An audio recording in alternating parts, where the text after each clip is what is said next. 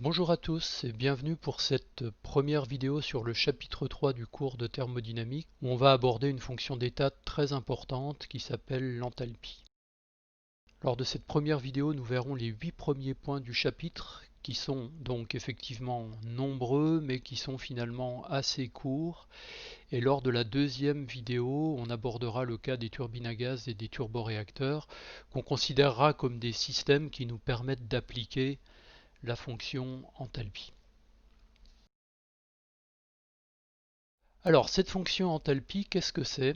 C'est en fait une fonction d'état, comme son nom l'indique, et cette fonction d'état, elle va être définie de manière très simple par la relation H égale U plus PV, plus le produit entre la pression et le volume. Donc H, c'est la lettre qu'on utilise habituellement pour désigner la fonction d'état enthalpie. Comme pour la fonction d'état énergie interne, on utilisera une lettre majuscule lorsqu'on parle de l'enthalpie en joules et une lettre minuscule lorsqu'on parlera de l'enthalpie en joules par mole ou en joules par kilogramme. Et puisque cette fonction d'état est construite à partir de l'énergie interne U, elle représente forcément une énergie. Donc la fonction enthalpie, ça va être une manière de comptabiliser ou de représenter l'énergie d'un système, mais une manière un peu différente de l'énergie interne, petit u ou grand U. Alors comme l'énergie interne, l'enthalpie va également être liée aux échanges d'énergie. Elle sera liée aux échanges d'énergie donc à travers cette relation-ci, puisqu'on avait delta U qui était égal à Q plus W, forcément delta H sera égal à Q plus W plus la variation du produit PV. Et cette quantité W plus delta de PV, c'est ce qu'on notera W étoile et ce qu'on appellera le travail utile. Ce travail utile, il va représenter différentes choses suivant les cas, mais essentiellement, on va considérer d'une part le cas des systèmes avec transvasement, et dans le cas des systèmes avec transvasement, le travail utile représentera le travail qui est en fait réellement disponible pour un utilisateur extérieur au système, ou le travail qui est fourni au système par un utilisateur extérieur à ce système. Et puis on considérera également les systèmes isobars, donc les systèmes à pression constante, et dans un système isobar, le travail utile W étoile représentera le travail autre que celui des forces de pression. Du coup, on utilisera l'enthalpie plutôt que l'énergie interne, par exemple dans le cas des systèmes avec transvasement, lorsqu'on voudra déterminer le travail reçu par un utilisateur extérieur au système, ou bien le travail fourni par un utilisateur extérieur au système. Alors l'utilisateur, il faut le comprendre ici dans son sens extrêmement large. Par exemple, le moteur électrique qui entraîne un compresseur d'air, on va le considérer comme l'utilisateur. Donc l'utilisateur, c'est tout ce qui est extérieur au système, mais qui récupère ou qui fournit l'énergie qui résulte de la transformation qui se produit à l'intérieur de ce système. Donc ce travail-là, c'est le travail utile. Et puis on utilisera également l'enthalpie plutôt que l'énergie interne dans le cas des systèmes isobars, lorsqu'on aura besoin de calculer par exemple directement un autre travail que celui des forces de pression. Et dans ce cas-là, encore une fois, ce travail, on l'appellera le travail utile W étoile. Alors comme exemple de système avec transvasement, on a les compresseurs d'air. L'utilisateur étant le moteur électrique qui actionne ce compresseur d'air et qui doit lui fournir une énergie mécanique. Mais il y a aussi tous les cycles ouverts, par exemple les turbines à gaz ou les turboréacteurs qu'on abordera dans la dernière partie de ce chapitre. Et dans le cas des systèmes isobars, un système isobar peut être par exemple une pile à combustible si on considère que cette pile à combustible fonctionne à pression constante. Mais en fait, lorsqu'on considère la pile à combustible dans son cas le plus général, la pile à combustible c'est en fait un système avec transvasement parce qu'il y rentre et sort toujours la même quantité de matière. Et puis c'est 2 plus un système isobar dans la plupart des cas parce qu'on va négliger la variation de pression à l'intérieur du système. Et une pile à combustible, c'est un système qu'on construit pour fournir un travail électrique W étoile, qui fournit également un petit peu de chaleur. Et ce travail électrique W étoile, on pourra le calculer par l'intermédiaire des variations d'enthalpie. Alors pour être tout à fait précis, ce qu'on calcule par l'intermédiaire de la variation d'enthalpie dans une pile à combustible, c'est la somme entre la chaleur produite et le travail utile produit. Et pour complètement extraire la quantité W étoile, il faudra qu'on aborde une troisième fonction thermodynamique qui sera l'enthalpie libre, mais ça ce sera l'objet du quatrième chapitre. Alors ce qu'il faut bien noter avant de terminer cette introduction, c'est que dans les autres cas, c'est-à-dire lorsque le système n'est pas un système avec transvasement, ou lorsque le système n'est pas un système isobar, à ce moment-là, le travail utile n'a pas vraiment de sens physique qui soit réellement intéressant. Donc du coup, on évitera d'utiliser la fonction d'état enthalpie pour calculer les variations d'énergie. Voilà, donc on vient de résumer la quasi-totalité du chapitre 3. Maintenant, ce qu'on va faire par la suite, c'est qu'on va revenir un peu sur ces différents points, on va les détailler et les expliquer de manière à ce qu'ils deviennent plus concrets à travers différents exemples et différentes applications. Voilà, donc après cette introduction, on va rentrer un petit peu plus dans les détails du calcul de l'enthalpie et du travail utile. Donc en rappelant encore une fois que l'enthalpie c'est une fonction d'état, donc la définition de cette fonction d'état ne dépend pas évidemment du système. L'enthalpie étant une fonction d'état qui est dérivée de l'énergie interne U, elle va avoir du coup les mêmes propriétés générales que l'énergie interne U. C'est-à-dire que pour un système donné dont les variables d'état sont connues, on n'a qu'une seule valeur possible de H, parce que H est une fonction d'état. On dira aussi que la différentielle dH est une différentielle totale exacte, comme dans le cas de l'énergie interne, ce qui va signifier que l'intégrale de dH entre un état initial et un état final ne va pas dépendre du chemin suivi ni des états intermédiaires. Il suffira de connaître l'état initial d'une transformation et l'état final pour être capable de calculer les variations d'enthalpie. Et puis l'enthalpie étant une fonction relative à l'énergie qui s'exprime donc en joules, on ne sait pas, comme pour la plupart des fonctions d'énergie, calculer sa valeur exacte. Ce qu'on calculera, ce sera les variations de l'enthalpie. Et puis on peut passer directement au cas des gaz parfaits. Dans le cas des gaz parfaits, il est extrêmement facile de calculer ou de déterminer les variations d'enthalpie en fonction de ce qu'on connaît déjà de l'énergie interne U et du produit PV par l'intermédiaire de la loi des gaz parfaits.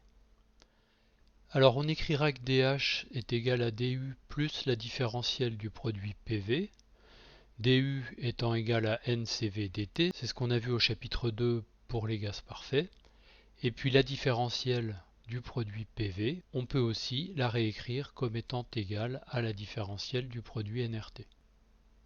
Donc apparaît ici deux fois la différentielle de la température qu'on peut mettre du coup en facteur et on aura une différentielle de l'enthalpie qui sera égale à N fois CV plus R fois la différentielle dt. Et du coup on en déduit que la différentielle de l'enthalpie d'un gaz parfait, et seulement dans le cas des gaz parfaits, peut s'écrire dH égale NCP dt. Et je vous rappelle que pour passer de CV plus R à CP, on applique tout simplement la relation de Mayer, encore une fois, qui nous dit que CP égale CV plus R. Donc on se rend bien compte ici que dans le cas des gaz parfaits, en tout cas, l'enthalpie sera une fonction très simple à utiliser, au moins aussi simple à utiliser que l'énergie interne U. Alors, ce qu'on vient d'écrire, en fait, nous montre que, comme l'énergie interne U, l'enthalpie d'un gaz parfait ne va dépendre que de la température, ou qu'elle ne dépend pas ni de la pression ni du volume. Et en fait, l'enthalpie d'un gaz parfait ne dépend que de la température pour les mêmes raisons que l'énergie interne U d'un gaz parfait ne dépendait que de la température. C'est-à-dire qu'un gaz parfait se comporte comme un gaz à pression nulle, sans interaction ou choc entre les molécules, et ceci quelle que soit la pression réelle. C'est-à-dire que vous pouvez faire varier la pression et le volume d'un gaz parfait, ceci ne va avoir aucune implication sur son comportement, puisque de toute façon, dans un gaz parfait, vous n'avez pas de choc entre les molécules ou les atomes. Et puis comme pour le gaz parfait, il faudra noter et bien garder en tête que la relation ΔH égale NCP ΔT, comme la relation ΔU égale NCV ΔT, cette relation-là, pour un gaz parfait, elle est valable quelle que soit la transformation thermodynamique. C'est-à-dire que vous ayez un échange de chaleur avec ou sans échange de travail, que vous soyez dans des conditions quasi-statiques ou non quasi-statiques, peu importe, vous pourrez toujours calculer la variation de l'enthalpie ΔH en appliquant cette relation NCP ΔT si vous avez affaire à un gaz parfait. Et puis d'une manière plus générale, dans le cas des solides et des liquides, on utilise également souvent cette relation ΔH égale NCP ΔT, en tout cas lorsqu'on n'a pas de variation significative ni de la pression ni du volume de ces solides ou de ces liquides. Alors on peut par conséquent oublier entre guillemets de faire la distinction entre CV et CP, ce qui revient à dire que pour un solide ou un liquide, on a l'enthalpie qui est à peu de choses près égale à l'énergie interne. Alors ce que je suis en train de vous dire là, c'est pas complètement rigoureux d'un point de vue purement scientifique, mais lorsqu'on a peu ou pas de variation de la pression ou du volume, on pourra malgré tout assimiler enthalpie et énergie interne, c'est-à-dire que si vous utilisez l'énergie interne dans une situation où vous auriez dû utiliser l'enthalpie, et réciproquement, ça aura très peu d'impact sur le résultat de vos calculs.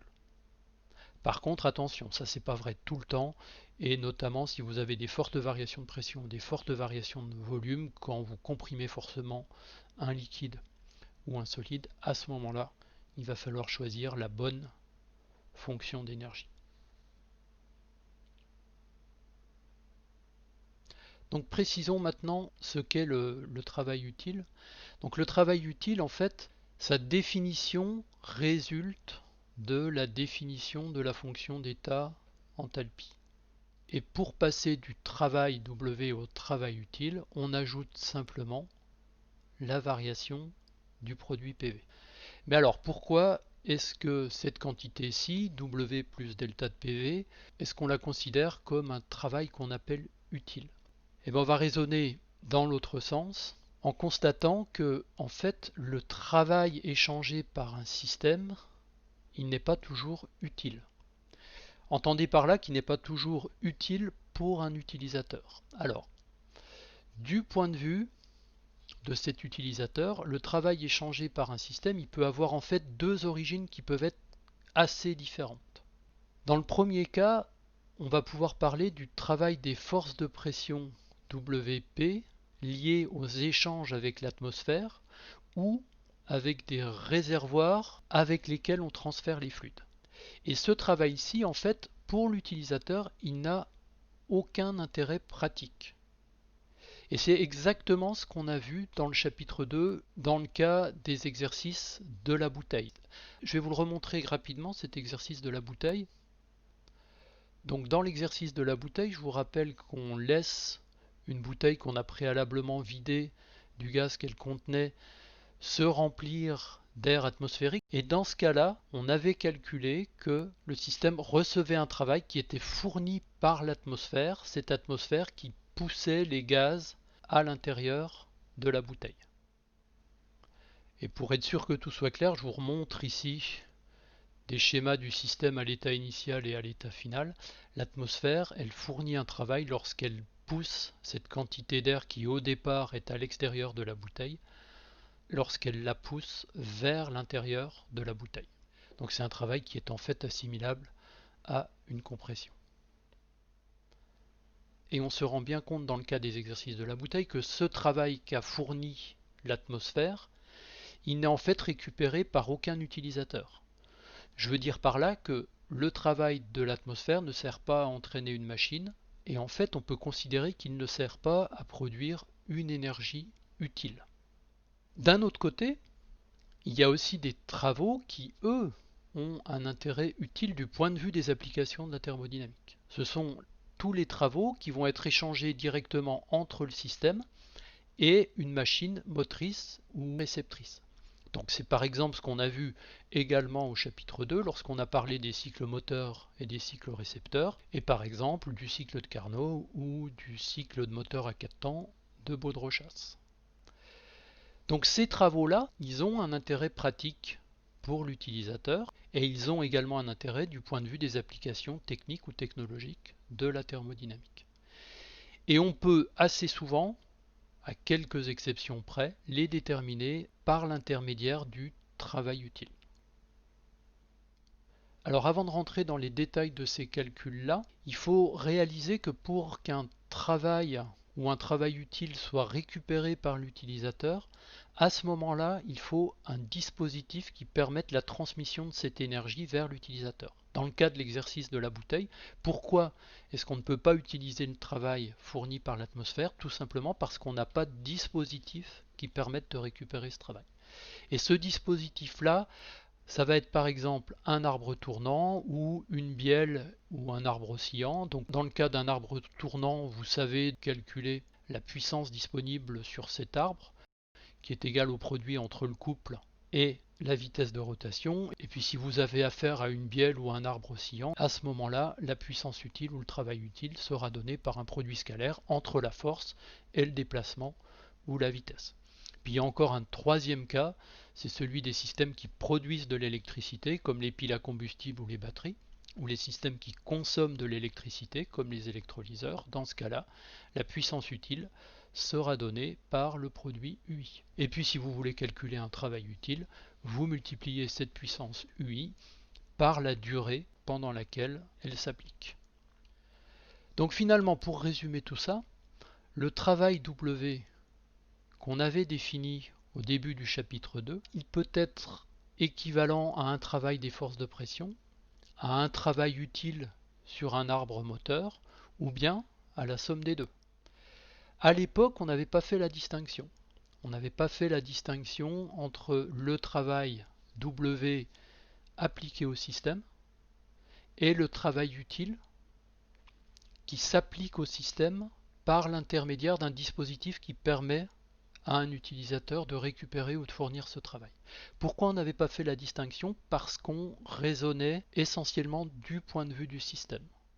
Et avec l'enthalpie, on change de point de vue. Avec l'enthalpie et avec le travail utile, on va s'intéresser en fait à l'utilisateur du système.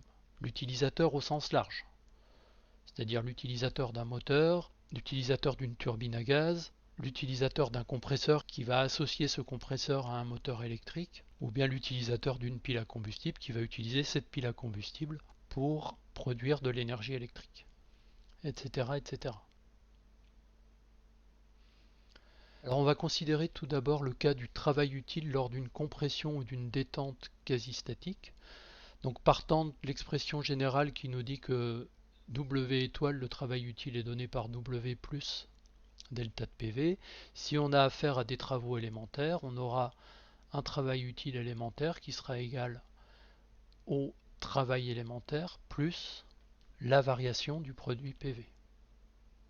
Si la compression ou la détente se font de manière quasi statique, à ce moment-là, on l'a déjà vu au chapitre 2, et ça reste vrai évidemment, le travail élémentaire delta W est donné par le produit moins PDV.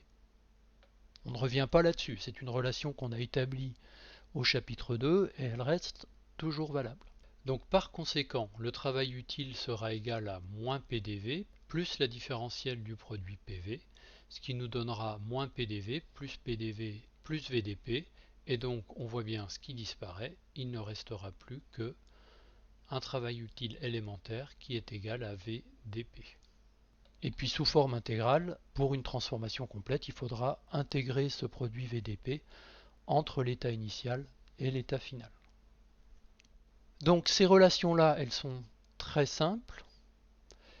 Gardons en tête qu'elles ne sont valables que pour des compressions ou des détentes quasi statiques. Pourquoi? Parce que cette relation-là n'est valable que dans le cas quasi statique. Si on n'est pas dans le cas quasi statique, souvenez-vous, ce qui apparaît ici, ce n'est pas la pression du système, mais c'est la pression extérieure au système. Donc ces deux relations-là ne sont valables que pour les transformations et les détentes quasi statiques, mais elles sont valables pour tout type de système. Pour des gaz parfaits ou pour des gaz non parfaits, pour des solides ou des liquides, peu importe ce qu'on va considérer comme type de système. Alors on peut maintenant aller un cran plus loin en considérant la compression ou la détente quasi-statique isotherme d'un gaz parfait. Donc j'ai rajouté deux contraintes. Une contrainte d'isothermicité, donc la température est constante, et puis une contrainte sur le type de système, cette fois-ci on considère un gaz parfait. Donc ce qu'on va faire, c'est qu'on va calculer cette intégrale de VDP. Donc s'il s'agit d'un gaz parfait et que ce gaz parfait est isotherme, c'est très simple. VDP, entre la pression initiale et la pression finale, on ne sait pas l'intégrer directement. Par contre, on saura l'intégrer lorsqu'on aura remplacé le volume par la quantité nRT sur P. La température et le produit Nr étant constants, on peut les sortir de l'intégrale. Il nous reste donc à intégrer dP sur P entre la pression initiale et la pression finale. Et on trouve que le travail utile est égal à nRT fois le logarithme de la pression finale sur la pression initiale. Puisque le système est isotherme, on peut aussi écrire que le logarithme de PF sur PI est égal à moins le logarithme du volume final sur le volume initial. Et si vous vous souvenez de ce qu'on avait trouvé pour le calcul du travail de compression ou de détente sur des quasi-statiques isothermes avec des gaz parfaits, cette expression-là, moins nRT ln de Vf sur Vi, c'est exactement le travail de compression ou de détente d'un gaz parfait lors d'une quasi-statique isotherme. Alors qu'est-ce qui s'est passé? En fait, si la température T est constante, pour un gaz parfait, le produit PV va nécessairement l'être aussi, puisque PV égale nRT. Et du coup, la définition du travail utile, W étoile égale W plus la variation du produit PV, elle nous dit que directement, le travail utile est égal au travail. Et ici, le travail, c'est un travail des forces de pression. Donc en fait, ce calcul-là, on n'avait pas besoin de le faire à partir du moment où on avait compris, où on avait gardé en tête la définition du travail utile, et à partir du moment où on connaissait déjà l'expression du travail de compression ou de détente sur une isotherme quasi-statique avec un gaz parfait, ça on l'a déjà calculé au chapitre 2, on pouvait déjà se rendre compte que le travail utile serait dans ce cas-là strictement égal au travail.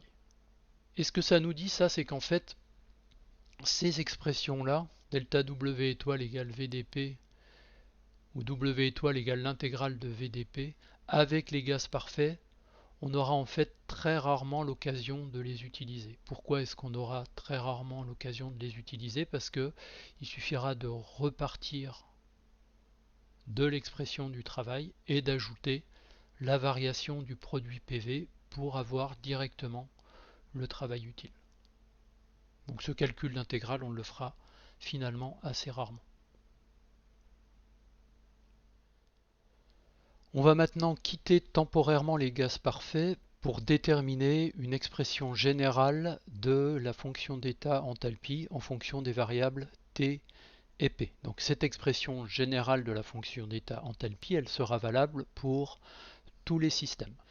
Et on va appliquer exactement la même démarche que ce qu'on avait fait au chapitre précédent, au chapitre 2 pour l'énergie interne, c'est-à-dire qu'on va partir du premier principe. Le premier principe, lorsqu'on l'écrit pour l'enthalpie molaire ou massique petit h, il nous dit que les petites variations de l'enthalpie sont égales aux échanges de chaleur et aux échanges de travail utile. Donc pour l'énergie interne, on avait dU égale delta Q plus delta W. Pour l'enthalpie, on a dH égale delta Q plus delta W étoile. Encore une fois, il s'agit de l'enthalpie molaire ou de l'enthalpie massique petit h parce que pour faire cette démonstration, on n'a pas besoin de définir la quantité de matière. Donc ensuite, on va introduire dans cette expression de dH des expressions un petit peu plus précises de la chaleur élémentaire delta Q et du travail utile élémentaire delta W étoile. Alors, pour la chaleur élémentaire delta Q, on avait vu au chapitre 2 qu'en utilisant les variables T et P, dans le cas d'une transformation infinitésimale, donc de petits échanges de chaleur, on pouvait écrire que delta Q était égal à Cp dt plus K dP, où K était un coefficient qu'on appelait la chaleur de compression isotherme. Alors ce coefficient qui est noté K ici était en fait noté H sur la diapositive du chapitre 2, mais on ne pouvait pas continuer à utiliser la lettre H sans risquer la confusion avec l'enthalpie. On a donc choisi l'expression des échanges de chaleur élémentaires qu'on voulait utiliser. Il reste à choisir l'expression du travail utile qu'on souhaite utiliser. Et comme pour la chaleur, comme ce qu'on avait fait au chapitre 2, on va choisir une situation qui nous arrange. Et la situation qui nous arrange, c'est celle qu'on a vue sur la diapositive précédente d'une transformation quasi-statique où interviennent seulement des forces de pression. Dans ce cas-là, le travail utile élémentaire delta W étoile, on peut l'écrire comme étant le produit de V par dP, par la variation élémentaire de la pression. Je vous rappelle pourquoi, dans le cas du travail utile delta W étoile et puis dans le cas des échanges de chaleur élémentaire delta Q, on choisit une situation ou des variables qui nous arrangent. C'est parce que l'enthalpie étant une fonction d'état, ces variations entre l'état initial et l'état final ne vont pas dépendre du chemin suivi, donc ne vont pas dépendre du type de transformation, de la nature de la transformation. Donc on choisit des transformations qui nous permettent de déterminer son expression mathématique.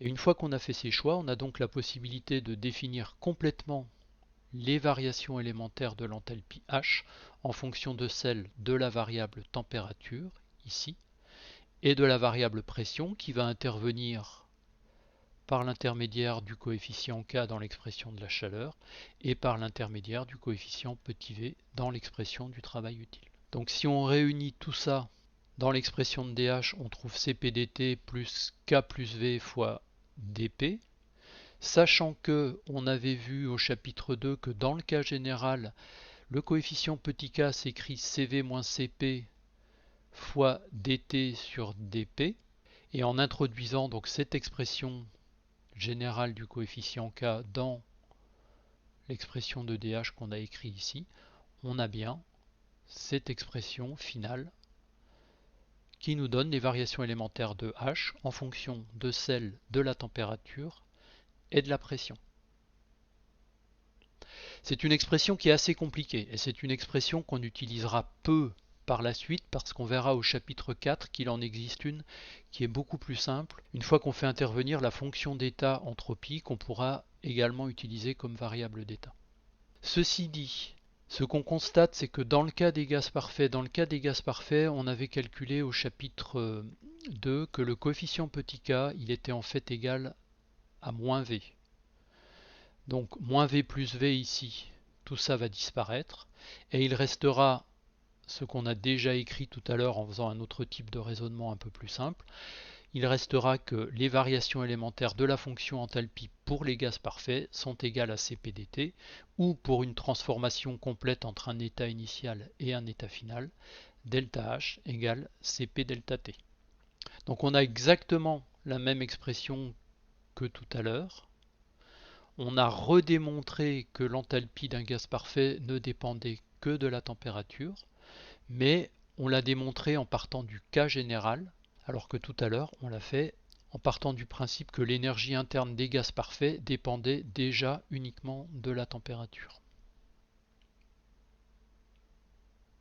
Avant d'aller plus loin, on va parler des bilans d'enthalpie. et du principe général des exercices de thermodynamique qui font intervenir l'enthalpie. Ce principe général est exactement le même que celui que je vous avais décrit pour l'énergie interne, c'est-à-dire qu'on va écrire une équation bilan. Dans cette équation bilan, on va faire intervenir d'un côté du signe égal les variations de la fonction d'état enthalpie.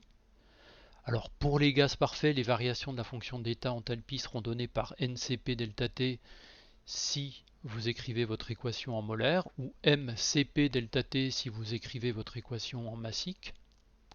Et évidemment, dans les deux cas, la capacité calorifique à pression constante Cp ne sera pas la même, je vous le rappelle. Si on écrit l'équation en molaire, Cp, il faut l'exprimer en joule par mole et par Kelvin. Si on écrit l'équation en massique, le Cp doit être exprimé en joule par kilogramme et par Kelvin. Donc d'un côté du signe égal, on a la variation de la fonction d'état enthalpie, et de l'autre côté du signe égal, on écrit que la variation de cette fonction d'état enthalpie est égale aux échanges d'énergie, c'est-à-dire aux échanges de chaleur et de travail utile W étoile, ce qui correspond en fait au premier principe de la thermodynamique. Donc cette équation bilan, c'est ce que j'aime bien appeler la formule magique, parce que c'est l'équation qu'il faut absolument écrire en règle générale quand on a un exercice de thermodynamique qui fasse intervenir la fonction d'état enthalpie ou qui suppose d'utiliser la fonction d'état enthalpie. C'est une équation qui comporte trois termes, NCP delta T, Q et W étoile. Tous les exercices de thermodynamique auxquels vous aurez affaire seront rédigés de telle sorte que vous puissiez déterminer à partir des données de l'énoncé deux de ces trois termes, et les questions qu'on vous posera consisteront à déduire le troisième de ces termes. Sinon, évidemment, l'exercice n'aurait pas de sens. Donc il nous reste maintenant, et c'est peut-être le plus important, à préciser à quoi vont servir la fonction d'état enthalpie et le travail utile. Alors on l'avait dit dans l'introduction, l'enthalpie et le travail utile sont utilisés essentiellement dans le cas des systèmes avec transvasement et des systèmes isobars. Donc on va commencer par le cas des systèmes avec transvasement. Et soyez attentifs parce que cette explication est vraiment essentielle pour bien comprendre pourquoi et comment on utilise la fonction d'état enthalpie. Les systèmes avec transvasement, on l'avait vu au chapitre 1, les systèmes avec transvasement, c'est des systèmes ouverts. Et ce sont des systèmes ouverts dont va rentrer et sortir en permanence la même quantité de matière. Alors une autre définition qu'on pourrait donner des systèmes avec transvasement, c'est que d'une manière générale, les systèmes avec transvasement sont les systèmes thermodynamiques à travers lesquels circule un fluide, qu'il s'agisse d'un liquide ou d'un gaz. Et ceux qu'on va rencontrer le plus souvent dans le cadre de ce cours, ce sera par exemple des compresseurs d'air, des turbines de détente, des moteurs à air comprimé par exemple. Les détendeurs, alors un détendeur c'est juste un dispositif qui génère une perte de pression dans un écoulement. Et puis les échangeurs de chaleur dont on parlera rapidement à la fin de ce chapitre, les échangeurs de chaleur étant conçus pour échanger un flux de chaleur entre deux fluides. D'une manière très générale, le schéma d'un système avec transvasement est celui-ci. C'est donc un système dans lequel rentre une quantité de matière n points en moles par seconde et sort une quantité de matière n points en moles par seconde également, qui échange de la chaleur avec l'extérieur et qui échange du travail utile avec l'extérieur. Et je vous rappelle que ce travail utile doit être échangé par l'intermédiaire d'un dispositif tel qu'un arbre de rotation, une bielle ou des connecteurs électriques pour un système qui fournit de l'énergie électrique.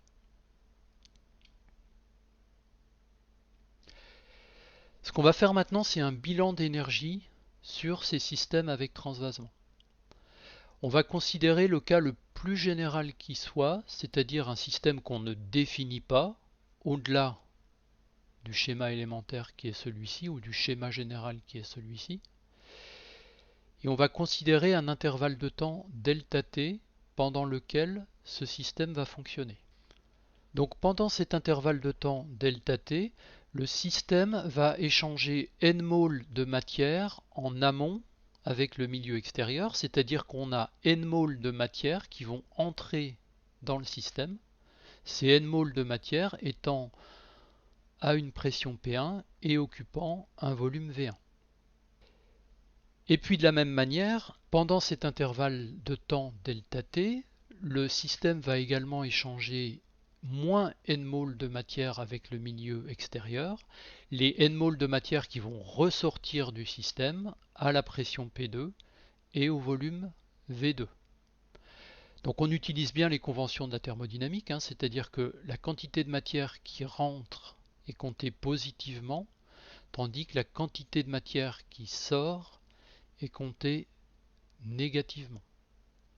Et puis dans le cas le plus général qu'on n'abordera pas ici, mais cela ne changerait absolument rien, puisque vous verrez que le nombre de moles ne va pas intervenir dans les calculs, le nombre de moles qui rentrent et le nombre de moles qui sortent ne sont pas nécessairement les mêmes. Et l'exemple typique dans lequel le nombre de moles qui sort n'est pas égal au nombre de moles qui rentrent, c'est celui d'une réaction chimique. Le nombre de moles de réactifs qui rentrent dans le système, dans le cas d'une réaction chimique, et le nombre de moles de réactifs qui sortent du système ne sont pas nécessairement égaux. Par contre, la masse, elle, va être égale. On ne peut pas perdre de masse dans un système avec transvasement. Et puis pour terminer avec les échanges, on va aussi avoir donc des échanges d'énergie dont on vient de parler, les échanges de chaleur à travers la paroi du système ou tout dispositif permettant d'échanger de la chaleur, mais seulement de la chaleur, et les échanges de travail utile à l'aide de tout dispositif permettant d'échanger du travail utile. Donc ce qu'on va faire ensuite, c'est un bilan d'énergie. Donc si on rentre maintenant dans le détail du bilan d'énergie, en commençant par un bilan d'énergie interne, ce bilan d'énergie interne fait donc intervenir les échanges de chaleur Q et les échanges de travail W étoile, mais il va faire également intervenir les échanges de travail qui sont liés au transfert des fluides ou au transvasement des fluides entre l'entrée et la sortie du système. Alors à l'entrée, qu'est-ce qui se passe? Eh bien on a la pression P1 en amont du système qui fournit un travail en poussant les n-moles à l'intérieur du système. Donc ce travail-là, on sait le calculer. C'est l'intégrale de moins P1 dV entre un état initial qui est V1 et un état final qui est 0, parce que les n-moles occupent un volume V1 avant d'entrer dans le système, et puis une fois qu'elles sont entrées dans le système, ce volume V1 a disparu. Et en aval du système ou à la sortie du système, on a également un travail résistif de la pression P2 qui s'oppose à la sortie des n-moles du système. Et ce travail de la pression P2, on sait également le calculer, c'est l'intégrale de moins P2 dV entre un volume initial qui vaut 0, puisque au début de l'intervalle de temps ΔT, ces n-moles sont encore à l'intérieur du système, donc elles n'en sont pas sorties. Et à la fin de la transformation, à la fin de l'intervalle de temps ΔT, elles vont occuper un volume V2 à l'extérieur du système. Donc le travail WP1 apparaît ici, c'est le travail des forces de pression P1, et le travail WP2 apparaît là, c'est le travail des forces de pression P2. Alors, si on calcule ces intégrales qui ne sont pas du tout compliquées à calculer, sachant que les pressions P1 et P2 sont supposées constantes, donc à ce moment-là, l'intégrale de V1 à 0 de moins P1 dV va être égale à P1 V1, et l'intégrale de 0 à V2 de moins P2 dV va être égale à moins P2 V2. Donc on obtient une expression de ΔU qui est égale à Q plus W étoile plus P1 V2 moins P2 V2, et ce plus P1V1 moins P2V2, on peut l'écrire sous la forme moins delta de PV, moins delta du produit PV. Puisque, je vous le rappelle, delta du produit PV, c'est par définition P2V2 moins P1V1. Donc nous ici on a P1V1 moins P2V2, donc on a moins delta du produit PV. Et qu'est-ce qu'on fait ensuite? Eh bien ce moins delta du produit PV, on le passe de l'autre côté du signe égal, donc on écrit que delta U plus delta du produit PV, c'est-à-dire delta de U plus PV égale à Q plus W étoile. Et U plus PV, vous vous en souvenez, c'est la définition de la fonction d'état enthalpie. Donc qu'est-ce qu'on a écrit? On a écrit que pour les systèmes avec transvasement, la variation entre un état initial et un état final de la fonction d'état enthalpie est égale aux échanges de chaleur et aux échanges de travail utile à travers les parois du système ou grâce à tout dispositif permettant de récupérer ce travail utile tel qu'une bielle, un arbre rotatif ou des connecteurs électriques. Et qu'est-ce qu'on a fait en fait en faisant ça? En faisant ça et en introduisant la fonction d'état enthalpie dans le cas des systèmes avec transvasement, on a découplé les travaux de transvasement de la part des réservoirs amont et des réservoirs aval à la pression P1 et P2.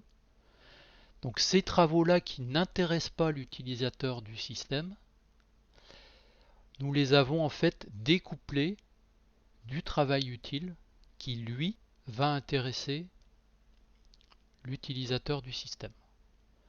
Et donc la fonction d'état enthalpie, c'est ce qu'il faut absolument comprendre, cette fonction d'état enthalpie, elle permet de calculer directement et sans erreur ou sans approximation les travaux utiles. Donc on va voir un exemple tout de suite. Et on s'intéresse au cas d'un compresseur. On ne parle pas de l'intervalle de temps pour l'instant, mais on sait que ce compresseur va porter 1 kg d'air d'un état initial où il est à la température T1 et à la pression P1 est égale à 1 bar, jusqu'à un état final où il sera à la pression P2 égale à 5 bars. On suppose la compression adiabatique et quasi-statique, ce qui est l'hypothèse de base la plus simple qu'on puisse faire pour une compression. On suppose évidemment que l'air est un gaz parfait. On nous demande de déterminer dans un premier temps la température de l'air en fin de compression. Alors ça, on sait le faire depuis le chapitre précédent dans le cas des compressions adiabatiques quasi-statiques.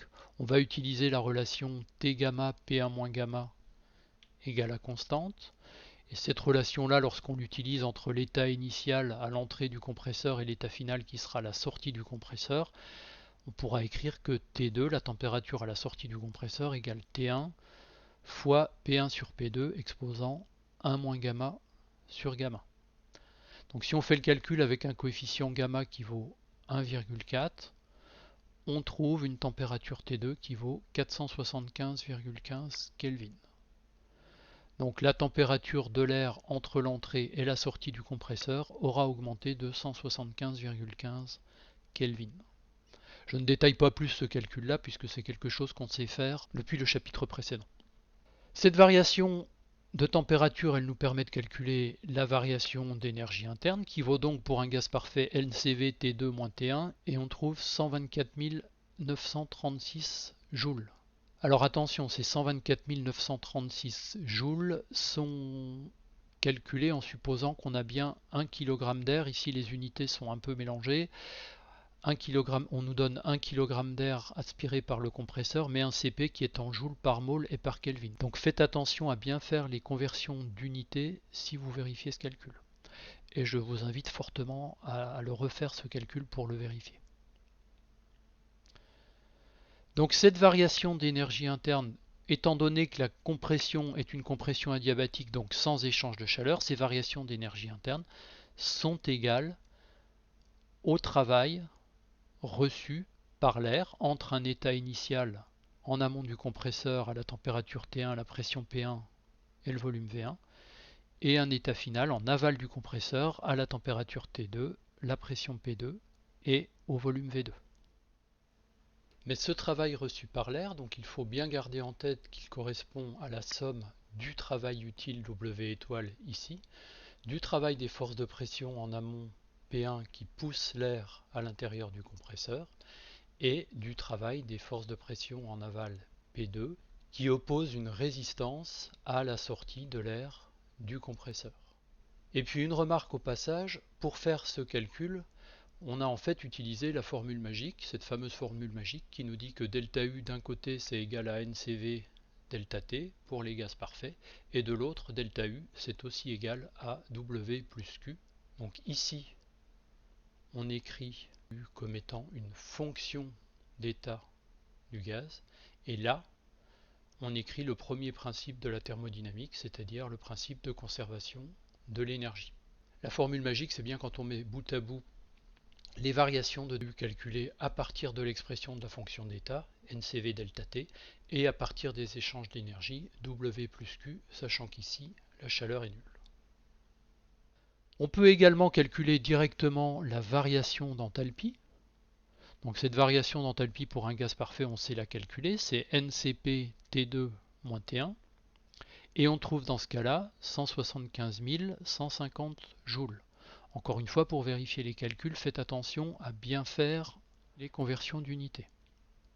Cette variation d'enthalpie, par définition, elle est égale au travail utile puisqu'il n'y a pas d'échange de chaleur dans le compresseur. Donc le travail utile vaut, lui, 175 150 joules, alors que le travail reçu par l'air valait 124 936 joules.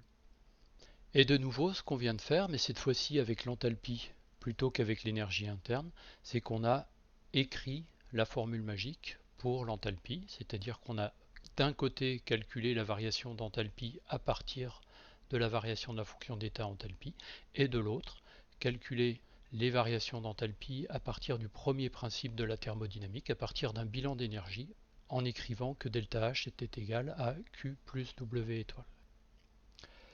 Alors la différence entre le travail utile et le travail tout court, elle nous sera donnée par les travaux des pressions P1 en amont et P2 en aval. Donc le travail de la pression P1 en amont, il est très facile de le calculer, c'est l'intégrale de moins P1 dV entre V1 et 0. Le volume V1 disparaît lorsque le fluide rentre dans le système. On trouve P1V1. P1V1 c'est aussi égal à nRT1. Donc ne vous trompez pas sur le nombre de moles pour 1 kg d'air, calculez-le correctement. Et on trouve dans ce cas-là 86 007 joules. Le travail de refoulement en amont de la pression P2, il est donné par l'intégrale de 0 à V2, puisqu'à l'état initial, les N-moles sont encore à l'intérieur, à l'état final, les N-moles sont sortis. Donc on a bien l'intégrale de 0 à V2 de moins P2 dV, qui vaut moins P2V2, c'est-à-dire moins nRT2, et ce travail de refoulement est donc égal à moins 136 220 joules. Alors on trouve bien que le travail d'admission est positif parce que la pression P1 pousse l'air dans le compresseur, et on trouve bien que le travail de refoulement est négatif parce que la pression P2 s'oppose à la sortie de l'air du compresseur. Alors avant de vérifier que tout correspond en termes de bilan, on nous disait également que le temps nécessaire pour la compression était de 2 minutes et 30 secondes et on nous demandait de calculer la puissance du moteur du compresseur. Donc pour calculer la puissance du moteur du compresseur, ce qu'il faut faire c'est tout simplement diviser cette énergie correspondant au travail utile qui vaut 175 150 joules par le nombre de secondes nécessaires pour la compression de 1 kg d'air, c'est-à-dire 2 minutes et 30 secondes, donc 150 secondes, et si vous divisez 175 150 joules par 150 secondes, et vous trouvez une puissance du moteur qui entraîne le compresseur de 1168 watts. Et pour revenir au bilan d'énergie, on vérifie bien que la variation d'enthalpie qui est égale à la variation d'énergie interne plus la variation du produit PV, c'est-à-dire P2V2 moins P1V1. Cette variation d'enthalpie, donc elle est bien égale à delta U 124 936 joules, P2V2 136 220 joules, attention à ce qui valait moins 136 220 joules, c'était la quantité moins P2V2, et moins P1V1 qui vaut 86 007 joules qu'on a calculé ici. Donc si vous faites le calcul, 124 936 plus 136 220 moins 86 007, ça fait bien, aux erreurs d'arrondi près éventuellement, 175 150 joules. Voilà, alors ce qu'on vient de faire ici, c'est un bilan d'énergie complet en détaillant bien les différents travaux. Évidemment, par la suite, ce bilan d'énergie complet, on ne le fera plus lorsqu'on aura affaire à des systèmes avec transvasement. On calculera directement les variations d'enthalpie, ces variations d'enthalpie étant égales à la somme du travail utile, donc du travail autre que les travaux de transvasement, et aux échanges de chaleur. Et c'est donc de cette manière-là qu'on pourra calculer si par exemple les échanges de chaleur sont nuls ou s'ils sont connus. C'est de cette manière-là qu'on pourra calculer le travail utile.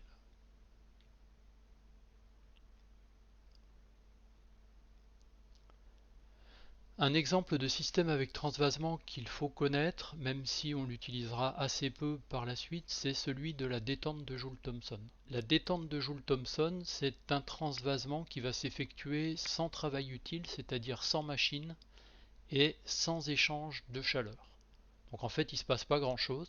Il se passe pas grand-chose, mais c'est une situation qui est assez fréquente, qu'on va rencontrer par exemple lorsque dans une canalisation, vous avez un robinet ou une vanne qui est légèrement ou qui sont légèrement ouverts. Dans ce cas-là, on va avoir une chute de pression à travers ce robinet ou cette vanne, mais sans échange de chaleur ni évidemment travail. C'est ce qu'on va avoir également dans un capillaire. Ce qu'on appelle un capillaire, c'est un tuyau très fin où va circuler un fluide, mais de façon à générer une chute de pression. Et ces capillaires, vous les avez par exemple dans les machines frigorifiques, qui vous sert à détendre le fluide entre la partie haute pression du cycle et la partie basse pression du cycle. Donc ceux d'entre vous qui feront des applications type pompe à chaleur ou machine frigorifique de la thermodynamique, ou ceux qui même en avaient déjà fait, savent ce qu'est ou sauront ce qu'est un capillaire. Et puis on rencontre cette situation également lorsqu'on a des écoulements à travers certains milieux poreux. Donc la manière de représenter schématiquement une détente de Joule-Thomson, c'est celle-ci, avec juste un étranglement dans une conduite. Le bilan d'énergie, il est hyper simple. La variation d'enthalpie est égale aux échanges de chaleur et aux échanges de travail utile qui sont tous les deux nuls. Donc il n'y a en fait pas de variation d'enthalpie, et la détente de Joule-Thomson, on dira que c'est une détente isenthalpique, et par conséquent, s'il n'y a pas de variation d'enthalpie, pour un gaz parfait, la détente de Joule-Thomson sera également isotherme. Alors, pour des gaz réels, si la chute de pression est importante, on observera malgré tout une chute de température. Et en fait, la détente de Joule-Thomson pour les gaz parfaits, elle a assez peu d'intérêt pratique, mais elle a plus d'intérêt avec les gaz réels.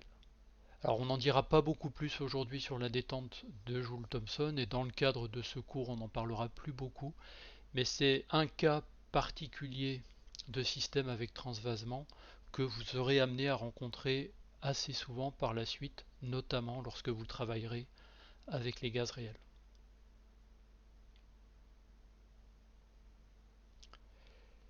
Et puis on va passer maintenant au dernier champ d'application de l'enthalpie et du travail utile. Il s'agit des systèmes isobars. Et on va faire le même type de bilan d'énergie dans ces systèmes isobars que celui qu'on a fait pour les systèmes avec transvasement. C'est-à-dire qu'on va écrire un bilan d'énergie interne. On va appliquer le premier principe de la thermodynamique à ces systèmes isobars en faisant apparaître séparément les travaux des forces de pression et les autres travaux qu'on appellera le travail utile ou les travaux utiles. Ensuite, l'étape suivante consiste à écrire plus spécifiquement ce qu'est le travail des forces de pression, et on applique la relation qui est toujours valable, à savoir que le travail des forces de pression, on peut le calculer en faisant l'intégrale de V1 à V2 de la quantité moins Px dV. S'agissant de systèmes isobars, dans le cas des systèmes isobars, on l'a déjà dit, on a en fait un équilibre mécanique entre les forces de pression extérieures et la variable d'état pression du système. Donc on remplace la pression extérieure par la pression du système. Et en fait, ce qu'on voit apparaître en calculant cette intégrale ou en exprimant cette intégrale, c'est la variation du produit PV ou l'opposé de la variation du produit PV. Dans un cas particulier qui est celui où on a un système à pression constante, mais malgré tout, on voit bien apparaître ici la variation du produit PV. Et donc on a écrit que la variation d'énergie interne, elle est égale à la somme de Q, des échanges de chaleur, plus W étoile, les travaux autres que le travail des forces de pression, moins la variation du produit PV. Et on fait exactement la même chose que ce qu'on avait fait pour les systèmes avec transvasement. On déplace ce moins delta de PV à gauche du signe égal pour écrire que la variation d'enthalpie dans les systèmes isobars est bien égale à Q plus W étoile. Et donc les systèmes isobars et les systèmes avec transvasement sont les deux principaux exemples, voire les deux uniques exemples où s'applique la relation ΔH égale Q plus W étoile. Et pourquoi est-ce qu'on n'utilise pas cette relation ΔH égale Q plus W étoile dans les autres cas? Tout simplement parce que le travail utile qui est défini par W plus delta de PV, ce travail utile ne représente rien d'intéressant pour les calculs en dehors de ces deux cas-ci. Et la dernière chose qu'il faut bien comprendre pour avoir fait le tour de cette question, c'est que le travail utile, donc W plus delta de PV, ce travail utile, en fait, il signifie quelque chose dans le cas des systèmes avec transvasement et il signifie quelque chose dans le cas des systèmes isobars, c'est bien pour ça qu'on l'utilise, mais il n'a pas exactement la même signification dans les deux cas. Dans le cas des systèmes isobars, on vient de le voir, le travail utile, c'est le travail autre que celui des forces de pression. C'est tout ce qui n'est pas travail des forces de pression. Par contre, dans les systèmes avec transvasement, le travail utile, c'est le travail autre que les travaux de transvasement en amont et en aval du système. Alors oui, les travaux de transvasement, c'est des travaux de force de pression. Mais rien n'empêche qu'à l'intérieur du système, surtout si ce système c'est par exemple un compresseur d'air, rien n'empêche qu'à l'intérieur de ce système, on ait des travaux des forces de pression. Donc la signification du travail utile est bien un peu différente dans le cas des systèmes isobars où on exclut tout travail des forces de pression et dans le cas des systèmes avec transvasement où on exclut uniquement les travaux de transvasement. Donc voilà, ce point-ci c'est un point qui est toujours un peu perturbant lorsqu'on essaye de comprendre en profondeur ce que signifie réellement l'enthalpie et le travail utile, mais en fait c'est quelque chose qui est assez simple une fois qu'on l'a bien compris. Le travail utile ne signifie pas toujours la même chose dans le cas des systèmes isobars et dans le cas des systèmes avec transvasement. Alors on va revenir au système isobar, cette fois-ci on va illustrer la signification de l'enthalpie et du travail utile dans le cas des changements de phase. La chaleur latente de changement de phase, on l'avait vu au chapitre 2, c'est la quantité de chaleur associée à un changement de phase à pression constante. Donc le système qui change de phase, il est isobar, et lorsqu'on a un changement de phase, le travail utile il est bien nul. Pour vous illustrer ça, je vous ai mis une casserole dans laquelle on fait bouillir de l'eau. Il est évident que quand l'eau s'évapore, il n'y a pas de travail utile. Donc le travail utile étant nul, la chaleur latente de changement de phase, elle correspond donc simplement à une variation d'enthalpie. On a égalité entre la quantité ΔH et la chaleur de changement de phase. Donc cette chaleur de changement de phase, souvent, on la désigne comme une enthalpie de changement de phase. On va voir un exemple un peu concret à travers un calcul. Pour vaporiser 1 g d'eau à 373,15 Kelvin, donc 100 degrés C, à la pression de 1 atmosphère, il va falloir fournir 2257 joules. Et on va calculer la variation d'enthalpie et la variation d'énergie interne associée à cette transformation, en supposant que la vapeur d'eau est un gaz parfait, et puis on va négliger également le volume initial de la phase liquide. Donc la variation d'enthalpie, elle est égale à la chaleur fournie, on vient de le voir, donc elle est égale à 2257 joules.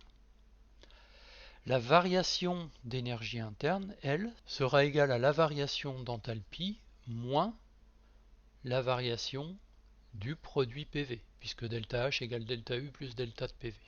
Donc si la pression est constante, on écrira que delta U égale delta H moins P delta V. Et si on néglige le volume initial de la phase liquide, c'est ce qu'on nous avait dit dans l'énoncé, on pourra écrire que delta U égale delta H moins le produit entre la pression à laquelle la transformation se fait et simplement le volume final de la vapeur, puisque le volume initial est nul. La vapeur, on la considère comme un gaz parfait, donc c'est très facile de calculer le volume d'un gramme de vapeur d'eau. On applique la loi des gaz parfaits donc en massique. On fait bien attention à bien calculer le nombre de moles qui correspond à 1 gramme de vapeur d'eau et on trouve un volume qui vaut 1,701 10 puissance moins 3 mètres cubes. Donc 1,701 litres. Si on termine notre calcul, la variation d'énergie interne, elle n'est pas égale à la variation d'enthalpie qui vaut 2257 joules, elle n'est pas non plus égale à la chaleur latente d'évaporation de cette eau qui vaut également 2257 joules, mais elle est égale seulement à 2085 joules. Et en fait, quand on vaporise un gramme d'eau, on fournit 2257 joules. Il y a effectivement 2085 joules qui servent à accroître l'énergie interne U de l'eau, mais il y a également 172 joules qui sont utilisés pour repousser l'atmosphère parce que la pression atmosphérique s'oppose à l'évaporation de l'eau. Alors si vous voulez raisonner autrement, imaginons qu'on soit capable de vaporiser 1 gramme d'eau à 100 degrés C mais sous une pression beaucoup plus faible. On pourrait aller jusqu'au vide en poussant l'exercice de pensée jusqu'à la limite. Imaginons qu'on soit capable d'évaporer 1 gramme d'eau à 100 degrés C dans le vide. À ce moment-là, on n'aurait plus aucune différence entre la variation d'enthalpie et la variation d'énergie interne. Alors avant de présenter les quelques diapos qui vont nous permettre de résumer et de conclure cette vidéo, on va faire une première synthèse de ce qu'on sait sur les principales transformations particulières pour les gaz parfaits. Donc ces transformations particulières, ce sera les échanges de chaleur isobars, les échanges de chaleur isochore, les compressions ou les détentes adiabatiques quasi-statiques et les compressions ou les détentes isothermes quasi-statiques. Dans le cas d'un échange de chaleur isobar, donc on sait très facilement calculer cet échange de chaleur, c'est du NCP delta T. Et puis le travail, on l'a calculé plusieurs fois en exercice. Il est donné par l'intégrale de moins P dV, la pression étant constante. Et on trouve moins P delta V, c'est-à-dire moins delta de PV, et moins delta de PV, pour un gaz parfait, c'est aussi moins nRT. Donc tout ça, ça a été fait en exercice. Quant au travail utile, le travail utile dans le cas d'un échange de chaleur isobar, lui, il sera égal à 0. Alors pourquoi est-ce qu'il sera égal à 0? Parce que le travail utile, c'est le travail plus delta de PV, donc c'est W qui est égal à moins delta de PV plus delta de PV, et le résultat est bien nul. Alors je vous rappelle que dans le cas d'un système isobar, le travail utile, c'est le travail autre que les forces de pression. Et en fait, tout simplement, ce que ça veut dire, c'est qu'avec un gaz parfait, on ne peut pas imaginer récupérer un travail qui soit un travail autre que les forces de pression, ce qui est assez logique d'un point de vue physique. Dans le cas des échanges de chaleur isochore, donc on sait calculer facilement Q, c'est le produit NCV delta T pour un gaz parfait. Le travail, on l'a calculé plusieurs fois pour un échange de chaleur isochore, c'est l'intégrale de moins PdV avec dV qui est nul, donc le travail reçu ou donné par le système est nul. Quant au travail utile qui est égal à W plus delta de PV, donc cette fois-ci à plus NR delta T. Le travail utile, lui, peut ne pas être nul. Mais pour que ce travail utile qui soit non nul ait un sens, il faut qu'on se situe dans le cas d'un système avec transvasement ou dans le cas d'un système isobar. Alors comme on ne peut pas avoir un échange de chaleur qui soit isocore et isobar, le cas du système isobar est exclu. Par contre, on peut imaginer des systèmes avec transvasement où le volume du gaz ne varie pas entre l'entrée et la sortie de ce système et qui fournissent ou qui consomment un travail utile égal à NR delta T. Dans le cas des compressions adiabatiques quasi-statiques, donc les échanges de chaleur sont évidemment nuls. Le travail reçu par le gaz, on l'a déjà calculé également plusieurs fois, c'est NCV delta T. Et le travail utile, je vous renvoie à l'exemple précédent, c'est NCP delta T. Donc c'est un exemple qu'on a traité il y a quelques minutes. Dans le cas des compressions et détentes isothermes quasi-statiques, on a également traité l'exemple dans le cas de ce chapitre-là, je ne reviendrai pas dessus. Les échanges de chaleur sont strictement opposés au travail et au travail utile, sachant que le travail est égal au travail utile parce que si le système est isotherme, on ne peut pas avoir de variation du produit PV. Et puis la cinquième transformation remarquable, c'est une détente isenthalpique. Dans le cas d'une détente isenthalpique, on l'a vu également, les échanges de chaleur sont nuls, le travail reçu par le système ou perdu par le système est nul, et le travail utile est également nul. Je vous rappelle également dans le cas de la compression ou de la détente adiabatique quasi-statique qu'il existe cette formule pour calculer le travail sans passer par le bilan d'énergie interne qui nous dit que W est égal à P2V2 moins P1V1 sur gamma-1. Et je vous rappelle encore une fois que le travail utile W étoile, il représente le travail reçu ou fourni par un utilisateur dans le cas des systèmes avec transvasement et que dans le cas des systèmes isobars, il représente le travail autre que le travail des forces de pression. Et enfin, pour les compressions et les détentes adiabatiques quasi-statiques, on n'oublie pas ces trois relations-là qu'on écrit entre l'état initial et l'état final. TV gamma moins 1 égale à constante, PV gamma égale à constante, et T gamma, P1 moins gamma égale à constante. Et c'est en général en utilisant une de ces trois relations qu'on va déterminer soit le travail reçu ou fourni, soit le travail utile reçu ou fourni par le gaz parfait.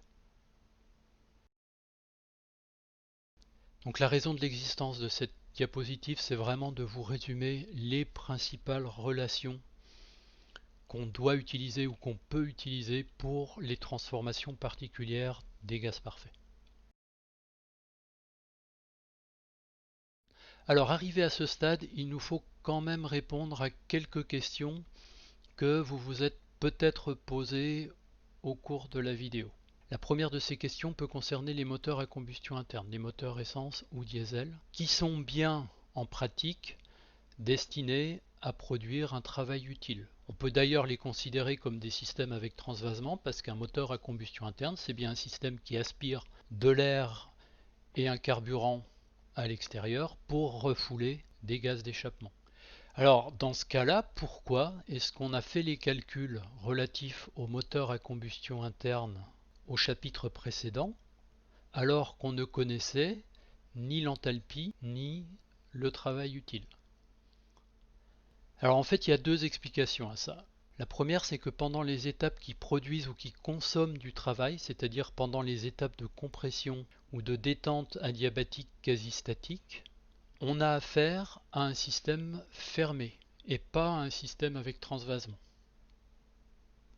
Évidemment, si on considère la globalité du cycle, là, on a affaire à un système avec transvasement. Mais si on se concentre sur les calculs des étapes de compression et de détente adiabatique quasi-statique, là, on ne peut pas utiliser l'enthalpie parce qu'il n'y a pas de transvasement.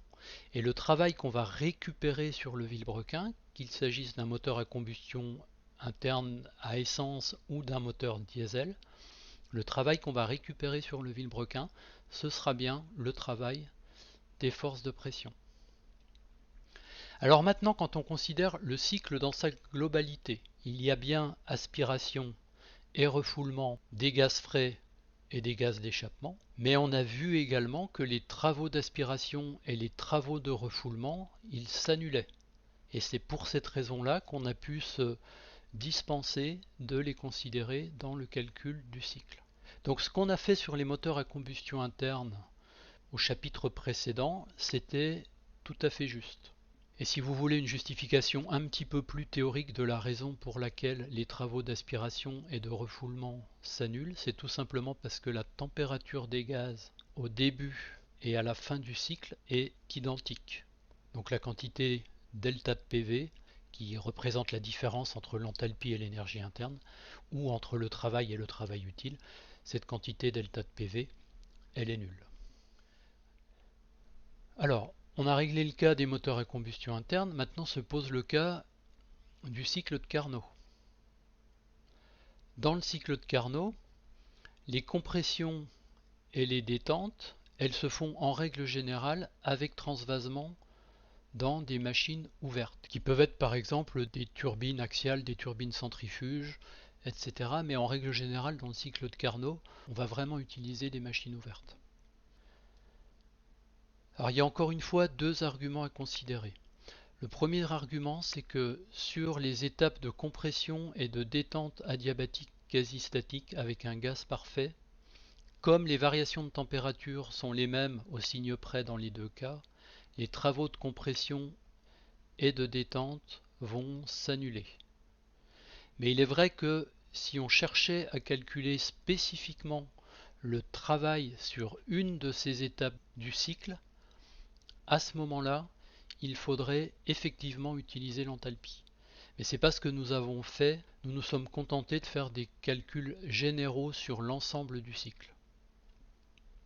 La deuxième chose, c'est que sur les isothermes quasi-statiques, et ça on l'a vu tout à l'heure, le produit delta PV est nul, donc les travaux d'aspiration et de refoulement s'annulent sur ces transformations, ou pour dire les choses autrement, le travail utile est égal au travail des forces de pression. Donc on n'a aucun souci sur les transformations isothermes.